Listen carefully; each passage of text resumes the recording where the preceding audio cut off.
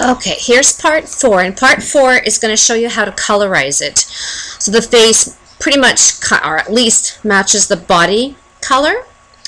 Alright, so because this is Paint Shop Pro and it's a much earlier version, I probably got Paint Shop Pro in the year 2001.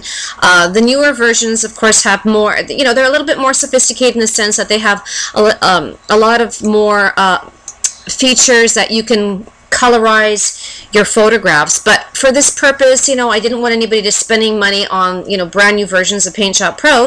This is a free version. So one thing you can do is go to Effects and let me try that again.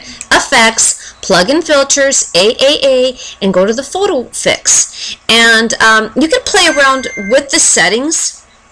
Here, I did try and I wasn't able to find the color match at all. So here's, God, I hope you're not going to get confused with this, but I did figure out something here. Oh, and another way too is, hang on, you can go to Effects, Enhance Photos, and play with some of these settings here, in particular the first 3 settings. But once again, I didn't find anything that matched the face to make it more of an orangey, tanny color. So you go to your, here's a little trick that I did find out.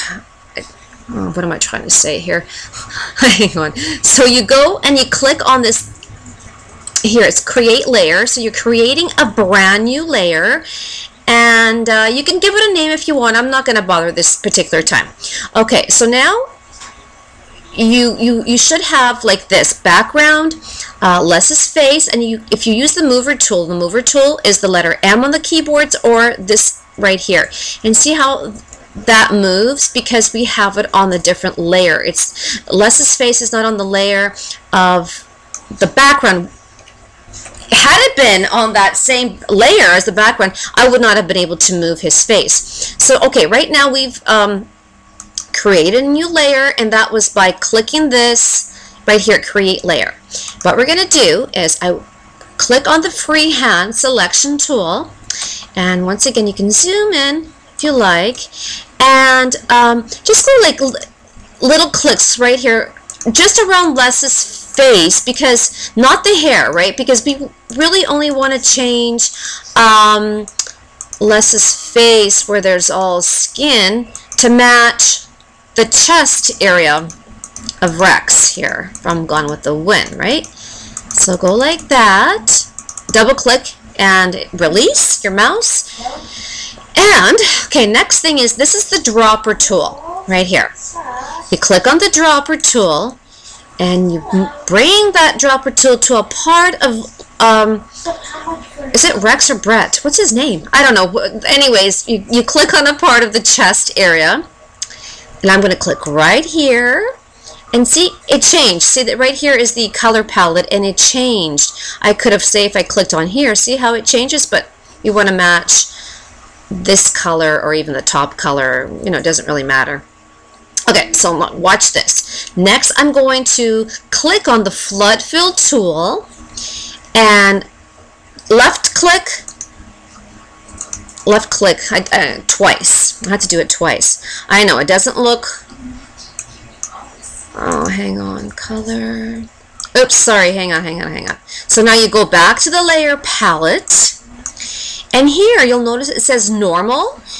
Click on the arrow, and from normal, click onto color. 9 minutes left. And see, it's a, you know what, I mean, it's not a great match, right? Like, I guess I could have done a darker color. It's not a great match, but for the purpose of this tutorial, it's not too bad. So you want to deselect the marquee or the marching ants, and you go Selections, Select None, or Control D on your keyboard. And so there is Les's face. Now let's go for Fiona. Okay, so once again, the freehand selection tool at point to point and feather is 8. And you just, you know what, I think I might even want her hair. Zoom in, makes it a little bit easier. Zoom, zoom, zoom. And now start clicking away. Click, click, click, click.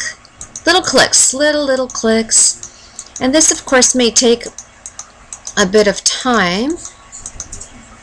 click around the hair, and I'm probably gonna just miss out the pretty strays here. I mean, I could add them on, but I'm just trying to go, I don't want to take too long. Around. Otherwise, this tutorial will never be completed. Okay. Little clicks around here, the nose. Oops, the lips. And when you come and meet the other part where you started, you double click, release, and right on this bar, right click to copy, and go back on the bar here, right click to paste as a new layer, just like before. And you can see her face, Fiona's face is smaller, so let's rotate by clicking the deformation tool or the D on your keyboards, and right here where the two the two little squares are in the middle, you'll see the two little arrows, and you start rotating. I guess I could have enlarged it, but you know what, okay, so now I guess that's, you know, maybe just a little more. Let's see, I still have to enlarge it too, right? Yeah, a little more. Not bad. Okay, so you hit the M key because you want to obtain the mover tool, or here's the mover tool right there. Okay, now let's make it bigger. So image, resize, and once again, I'm just going to use 120 on the percentage. Oops. So it's getting a little bit bigger. So image, resize. Oh, how is that coming along? You know what? Maybe just a tad more, but maybe not the 120. Let's go image, resize, and how about maybe just 105 percentage? And it's a little bit bigger. There we go. And, oh yes, and then you go to Effects, Sharpen. Sharpen because you lose quality. You know what? Scarlet's, what is this piece right here? Oh, you see how this piece here doesn't belong? You know what you do is you click on the freehand selection tool, click around it. Just click around it and double click so it all meets the marquee. And on the keyboard where you see delete at the very top, that's where mine is located. Click the delete button. Oh my god, that looks like a boob now. Wait a minute. Oh, that's Scarlett's shoulder, right? Yeah, okay. So effects, or sorry, selections, select none. Something is off. Okay, let's go to the mover tool. I'm going to try to figure out what... Oh, that is her shoulder. Never mind. Okay. Right there. Right there. I guess I could make it a little bit bigger. Alright, so now let's kind of colorize her face so that it matches the body. Actually, it's not too bad, hey? Okay, so what I need to do is go to the layer palette, add a new layer, and go back, freehand tool, and just go around the face area. Like, just select the face area. It's not perfect, I know. And go to the dropper tool and just kind of match up to a part of the skin that you want the face to be. I'm just going to say like right around here or so. Oh, maybe, wait, maybe that's, how about a little bit lighter? Let's see how that's going to work. All right, so now that it's selected, you go to the flood fill tool and you go to the face and you left click a couple of times, back to the layer palette. And where it says normal, click on color. And I hope, oh no, that didn't work. You know what? Oh man, that did not work. How about soft light? Ah, not bad, hey? You have, I guess you could kind of just play with the settings on there. So it's not bad. Then selections, select none. And there you have it. So the next part that I'm going to do is the final part is, you know how there's this extra from the poster itself, you may not want this to be in your photograph. You may want to clone it so that it blends better with the background, and that will be the next part that I'll show you. So that'll be part 5. Okay.